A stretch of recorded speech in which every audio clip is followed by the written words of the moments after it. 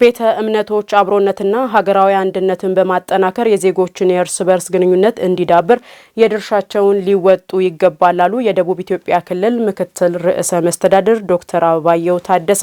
የኢትዮጵያ የሃይማኖት ተቋማት ጉባኤ ጠቅላይ ጸሐፊ ቀሲስ ታጋይ ታደለ በበኩላቸው በአሁኑ ወቅት በሀገሪቱ እየተስተዋለ ያለውን አለመደማመጥና አለመግባባት ችግር በመፍታት ሁከትና ውጥረትን ለመቀነስ ቤተ እምነቶች ኃላፊነታቸውን እንዲወጡም አሳስበዋል።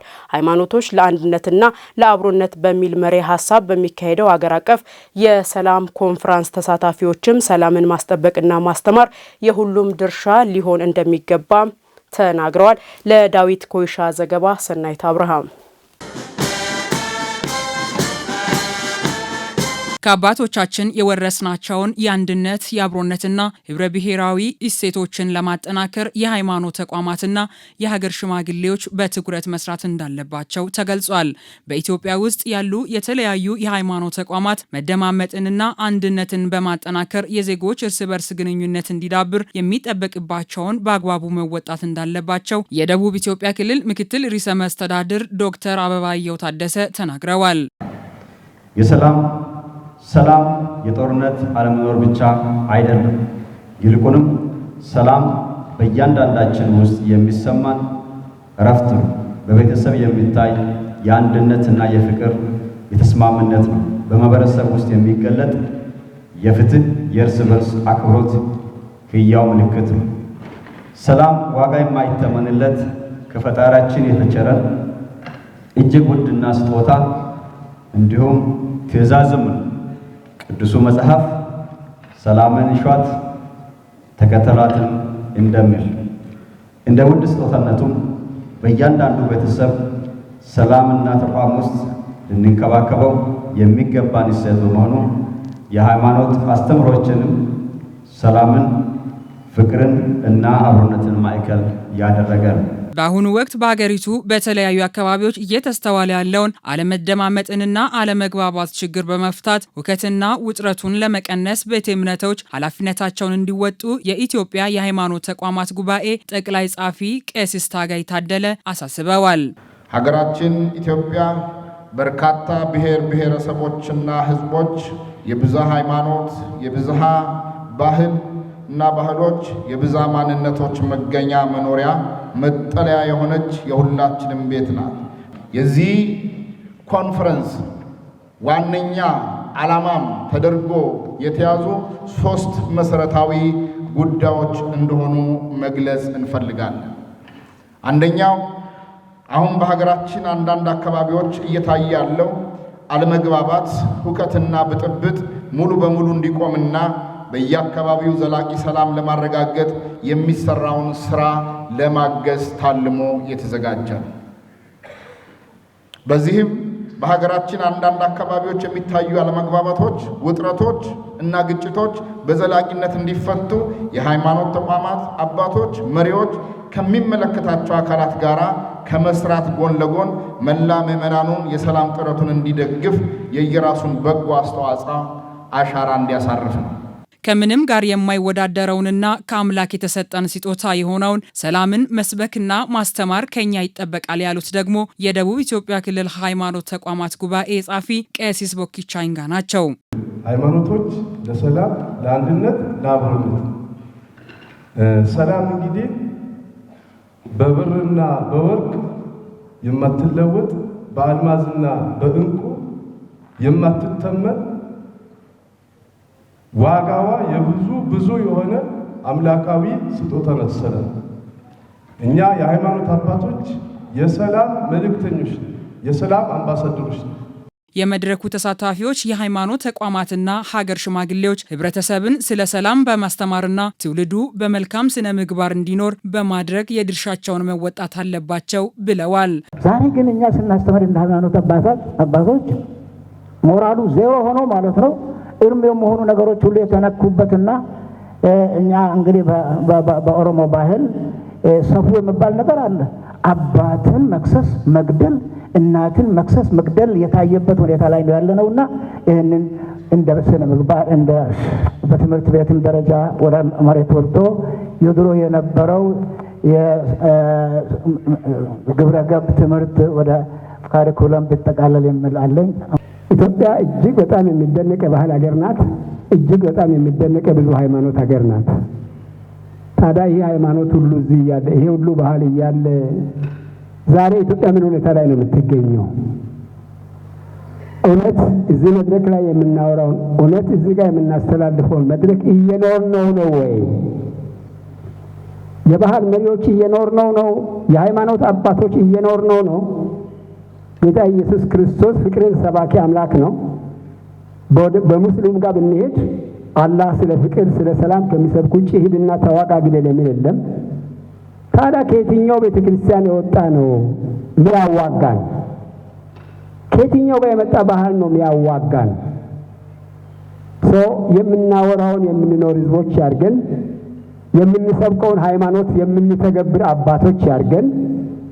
ትልቁ ሃይማኖትን እየሰበክን የሃይማኖት ልዩነትን እንደ አጀንዳ እናነሳለን። ትውልድ ሰላምን እንዲመርጥ የማድረግ ስራ ከቤት ስለሚጀምር ሁሉም ዜጎች ለሰላም ጠንቅ የሆኑ ሀሳቦችን በመግባባት በመፍታት ለሀገር ሰላምና እድገት የራሱን ድርሻ ሊወጣ እንደሚገባ ተመላክቷል።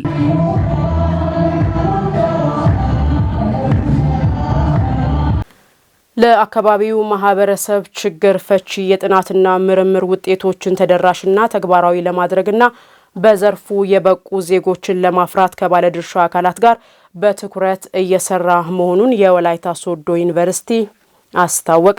ዩኒቨርሲቲው በግብርናውና በትምህርት ዘርፍ ለዘርፉ ተዋንያን የአቅም ግንባታ ስልጠናም ሰጥቷል። ፍሬህይወት ተስፋዬ በዝርዝር ታቀርበዋለች። ተግባር ተኮር የሳይንስ ዩኒቨርሲቲ የሆነው የወላይታ ሶዶ ዩኒቨርሲቲ በተለያዩ ደረጃ የሚማሩ ተማሪዎች በትምህርታቸው የተሻለ ውጤት ከማስመዝገብ ባሻገር የአካባቢውን ማህበረሰብ ችግር ፈቺ የሆነ እውቀት እንዲያገኙ ለማስቻል የሚረዳ ለርኒንግ ሰርቪስ ወይም እያገለገሉ መማርን በተመለከተ ወርክሾፕ አዘጋጅቷል። በዚህ መድረክ የተሳተፉ ባለድርሻ አካላትም ከወርክሾፑ ለስራቸው የሚጠቅም እውቀት ስለማግኘታቸው ተናግረዋል። በተገኘሁት ላይ ብዙ እውቀት አግኝቻለሁ። ኮሚኒቲ ኢንጋጅመንት ላይ እና በኮሚኒቲ ሰርቪስ ላይ የሚሰሩ ስራዎች ሰፊ እንደሆኑ ተምሬያለሁ። ይህን በተመለከተ የተማርኩትን እውቀት ከዚህ ያገኘሁትን ሀሳብ በተቋም ላይ ኢምፕላይ ለማድረግ ወይም በተግባር ለማሳየት የወሰድኩት በቂ እውቀት አግኝቻለሁ እና እነኛን የተሰሩ ልምዶችን ለመላው የዩኒቨርሲቲው አባላት ማቅረብና ማየት መገምገም ከዛ ደግሞ የሚገኘውን ተሞክሮ ወደ ተለያዩ ኮሌጆች፣ ዲፓርትመንቶች እና የተለያዩ የዩኒቨርሲቲው ክፍሎች የማዳረስና የማስፋት ስራ ለመስራት ነው ይሄ ወርክሾፕ ያግዛል። ላቦራቶሪዎች ተዘግቶ ነው ያሉት። አሰስ ስናደርግ ወይም እዛ ኦብዘርቭ ለማድረግ የሄድንበት ቦታ ላይ እንደነ ኮምፕሬሲቭ ሴኮንዳሪ ስኩል ሄደን ስናይ ላቦራቶሪዎቹ ተዘግቶ ነው ያሉት። በእርግጥ እዛ ጋር ድጋፍ ያስፈልጋል። የተጀመሩ ነገሮች አሉ። እነዚያን አስፍተን እንቀጥላለን የሚል ሀሳብ አለን። በአንዳንድ ትምህርት ቤቶች የተጀመሩትን እናሰፋለን። ቴክኖሎጂ ጋር በተያያዘ ኦፍኮርስ ይሄኛው የዩኒቨርሲቲ ኃላፊነት ብቻ ሳይሆን የኮሚኒቲ ወይም ፓርትነር ኢንቮልቭመንት የሚያስፈልግ ነው። የመድረኩ ተሳታፊዎች በተጨማሪም በየትምህርት ተቋማትና በምርምር ስራዎች ላይ ከወርክሾፑ ያገኙትን እውቀት ተግባራዊ እናደርጋለን ብለዋል። በኮሌጃችን ወደ 13 ዲፓርትመንቶች ወይም ትምህርት ክፍሎች አሉ። እነኚህ ዲፓርትመንቶች ሁሉ ሰርቪስ ለርኒንግን ከካሪኩለሙ ጋራ በማጣጣም ካሉ ነባራዊ ሁኔታዎች ጋር በማዋሃድ ካሉ ከማህበረሰቡ ከሚነሱ ጥያቄዎችና ችግሮች በመነሳት እንዴት ሰርቪስ ለርኒንግን ማስፋት እንችላለን?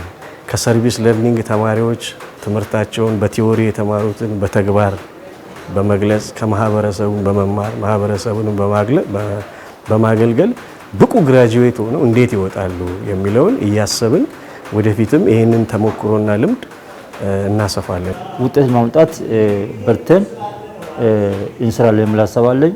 እንደ ተቋምም የጀመሩ ስራዎች አሉ። ለምሳሌ የ12ኛ ክፍል ተማሪዎች ውጤት እንደመጡ የማጠናከር ትምህርት አሁን ኦልሞስት አቅጣጫዎችን ወስነን ልንጀምር ነው። ይህን ደግሞ ልክ ከዚህ በፊት የመጣው ውጤት እንደ ሀገር ትንሽ ቢሆንም እንደኛ ትምህርት ትንሽ ነው። ሆኖም ግን ስኬል ለማድረግ አምና ካየናቸው ደካማ ጎን በመነሳት ዘንድሮ ምን እናሻሽል። በከፍተኛ ትምህርት ተቋማት የሚማሩ ተማሪዎችን በየጊዜው ወደ ተለያዩ አካባቢዎች በመውሰድ የተግባር ትምህርትን እያስተማርን ነው የሚሉት የወርክሾፑ መድረክ መሪዎች፣ ይህ ብቻ በቂ ባለመሆኑ ለለርኒንግ ሰርቪስ ወይም እያገለገሉ መማር ላይ ትኩረት ሊሰጥ ይገባል ባይ ናቸው። ብዙ አማራጮች እዚህ ያሉ ኮሚኒቲው ጋር ተማሪዎች ተግባር ተኮር ትምህርት አግኝተው ኢንዘሚንታይ የማህበረሰቡንም ችግር እየፈቱ የሚሄዱበት የራሳቸውንም ተጨማሪ ኮምፒተንስም ዴቨሎፕ የሚያደርጉበት ብዙ አማራጭ እያለ በኢንተርንሺፕ በፊልድ ትሪፕ ብዙ ሀብት እናባክናለን። ስለዚህ ይሄ አካሄድ አይ ቲንክ መቀየር ያለበት ይመስለኛል። ከአካዳሚክ ዘርፍ ጋርም በዚህ ጉዳይ አይ ቲንክ በጋራ መስራት ይጠበቅብናል። ይሄ ጉዳይ ሊንክ ያደርጋል ሁሉንም ዘርፎች። ጉዳዩ ዩኒቨርሲቲ ፎር ፐብሊክ ፐርፐዝ ነው። ፎር ፐብሊክ ፐርፐዝ ከሆነን ደግሞ የምናስተምራቸው ኮርሶች የማህበረሰቡንም ችግር ተማሪዎች የሚፈቱባቸው መሆን አለባቸው። ኮሚኒቲ ኢንጌጅመንት እና ሰርቪስ ለርኒንግ ሴንተር ያስፈልጋል። ሴንተር ማለት አሁን ባለው ሁኔታ ኢንጌጅመንት ዳይሬክቶሬት ነው መሰለኝ ለኔ። ስለዚህ ዩ ሃቭ ቱ ይሄንን ማጠናከር። ሁለተኛ እዛ ውስጥ ያሉ ሰዎች ኤክስፐርትስ መሆን አለባቸው። የመምህራኑ ፕሮፌሽናል ዲቨሎፕመንት ፕሮግራም ሊቀርጹ የሚችሉ በየጊዜው እሱ እንዳለው የፕሮፌሽናል ዲቨሎፕመንት ፕሮግራም ቀርጾ ሊያስተምሩ ትሬኒንግ ሊሰጡ የሚችሉ። ሁለተኛ የዚህ የተማሪው ከመነሻው ጀምሮ ለምን እንደመጣ ከኦሪየንቴሽን ጀምሮ እስከ ግራጁዌሽን ድረስ ያለውን የመማር ማስተማር ዓላማው ምን እንደሆነ ያጠቃለለ የኤንጌጅመንት ጀነራል ኮርስ ለዩኒቨርሲቲ ተማሪዎች የሚያስፈልግ ይመስለኛል። የተለያዩ የምርምር ስራዎችን በመስራት እንዲሁም በየትምህርት ተቋማት የማህበረሰብ ችግርን ለመፍታት በሚያስችል መልኩ ተማሪዎችን ብቁ ለማድረግ የሁሉም ቅንጅታዊ አሰራር አስፈላጊ መሆኑ ተመላክቷል።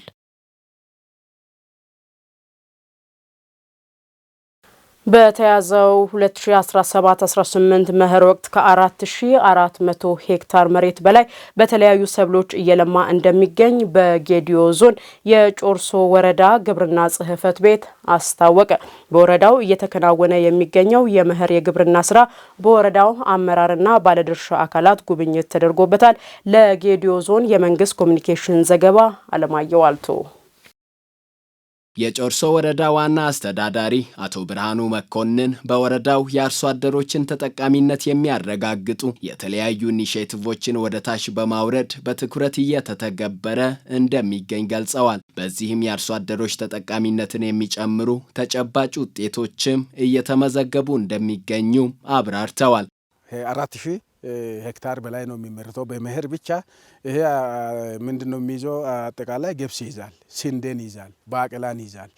እነኚህ ምርቶች ከዚህ በፊት ከምርታማነትም አኳያ በተወሰነ ደረጃ ዝቅ ያለ የምርታማነት ሁኔታ ነበርና በሚደረገው ድጋፍ ከሚመለከታቸው ጋር በጋራ በመስራት አሁን የምርታማነት ሁኔታም እየጨመረ ባለበት ሁኔታ አለ። በወረዳችን ሲጠቃለል እንደ አጠቃላይ ወረዳ ሰብል አብቃይ ወረዳ ነው።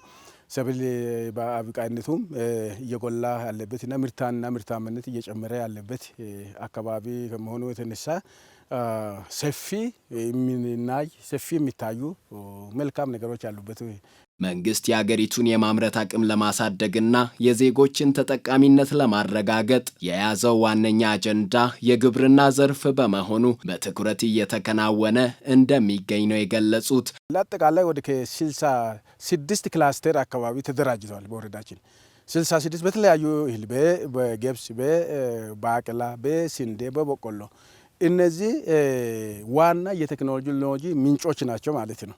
ስለዚህ እነዚህ ምንጮች ላይ ከተደራጀ በኋላ ክላስተር ከተደራጀ በኋላ አርሶ አደር ከስንፍና ወጥቶ አክቲቭሊ አካባቢውን አክቲቭሊ እርስ በርስ ከሚማር ከሚደግፉ ባለሙያዎችን ልምድ በመቅሰም ቴክኖሎጂ አሁን አፕላይ እያደረገ ያለበት ሁኔታ እጅግ አበረታችና እጅግ ወደፊትን ተሻጋሪ የሚሆን ሁኔታ ስላለ ቴክኖሎጂ አጠቃቀሙ አሁን ባለው ደረጃ እንደ ወረዳ አብዛኛው ጥሩ ነው ማለት ይቻላል።